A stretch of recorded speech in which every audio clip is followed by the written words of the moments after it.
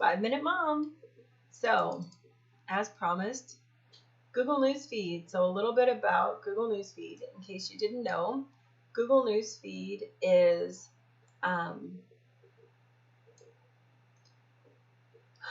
Google Newsfeed is one of those things where it literally is feeding you what it wants to feed you to shape the way you're thinking and to re-educate. So that's where we are.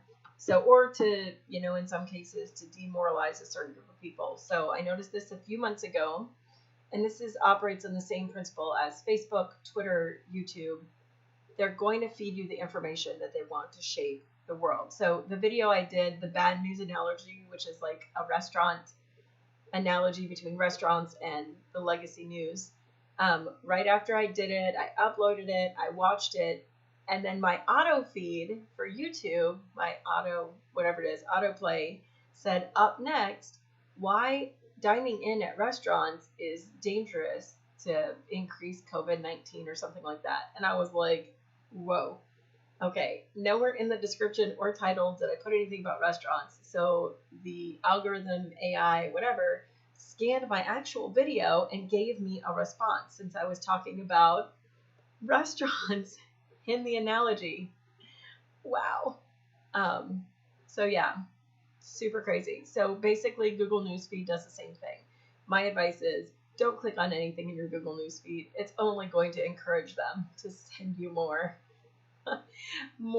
re-education or demoralization. So the beginning of this whole COVID scare months ago, I noticed my newsfeed was sending me these articles, and I was like, why are they sending me this? It was really making me mad. So I go to search something, and you get a list. So if you click on Google, there's a list that comes up underneath that's all these articles they're recommending for you. They're only for you.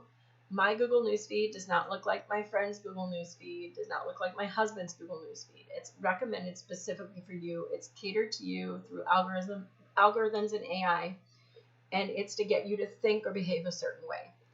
And people pay for that. And then there are sponsored ads on here too that you can see. It says sponsored, but everything is individually arranged to move your brain in a certain direction. So I noticed there was like MLMs are a horrible business model that are hurting people. Essential oils are quackery, and using them to fight COVID is dangerous and misinformation. And what was the other one? Oh, was my favorite one. It was all three in one day. And I was like, ah! What people hate, 10 things people hate about the American sitcom, The Office. And I was like, I am an Office super fan, for those who don't know. So I was like, why is that even there? And then I used to have an MLM business. Like I was actively doing an MLM direct sales business. I support my friends who do those for the most part. There are some bad ones, just like there are some bad corporations that aren't direct sales. But generally, I'm in support of direct sales and my friends who do them, because there are a lot of really good ones that have fantastic products, and direct sales, provides a good framework for people to, earn an income and be, anyway, I'm not going to go into that. And then essential oils. We do use essential oils. We do use them to support our health during this time, during every time, to treat a lot of different things. And so, whatever. So I was like, demoralization campaign, just to piss me off, Google Newsfeed. So I'm just going to go through these. So some of them are there for no reason at all, and some of them have, they're kind of the distraction cards, that's a teacher thing. But they're like the distraction articles to make it seem valid, that it's all just random in your Google Newsfeed. It's not just random. And I recommend using DuckDuckGo as a search engine. So why cats show you their butt, according to science. It's not what you think. It's not what you think. It's like total clickbait. The Ghost of Elaine. And I actually looked at this one. This is a horrible article that goes into very graphic detail about a massacre, a racially motivated massacre that took place in Arkansas in 1919.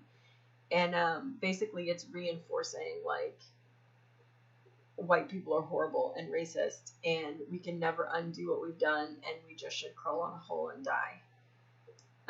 There's one that's sponsored for a game.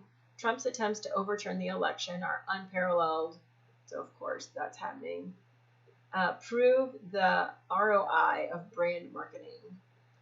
Okay, so, oh, that's a sponsored. Sorry, that's a sponsored one. There's one on World Chess Champion because of the Netflix series. So that's not sponsored, but I'm sure Netflix paid quite a bit to Google to put those in. Pandemics come in predictable cycles, of course. 8 facts about the animals of Chernobyl. I actually read that one just for you.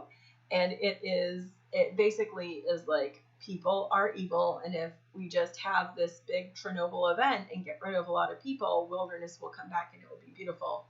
So silver lining to Chernobyl is there were animals that survived and even thrived, and they look the same as, they look like dogs on the outside. They didn't really go into detail with that, how the animals basically look the same on the outside. I'm like, what about their insides? I don't know. Are they full of disease? I have no idea. So anyway, it shows a lot of cute puppies and things, and says, species are coming back that were almost extinct because there aren't people around. So Chernobyl actually was a good thing, according to that article. I just don't even really think too much about why that's coming up in my Google Newsfeed. There's a literary one that was kind of weird. And I read it and I'm like, I don't know what that is. Maybe that's a distraction card because that's weird. Strength training for lower back pain, because we are all at home in this together. People are sitting on their butts, doing their work from home, distance Zooming, distance Thanksgiving Zooming. All the kids are sitting at home in front of computers now, or not all of them, not in Texas, but in some states, a lot of them are. And so we're going to have lower back pain. That's where it's come from sitting, where, everybody knows this, right? Our spines are compressed. So these are easy exercises you could do in a small space, like your backyard. Or if you're in Australia, you would have to do them inside your apartment or inside your home, because nobody's allowed outside, even to walk the dog. They're not allowed. Why so many babies are getting their tongues clipped.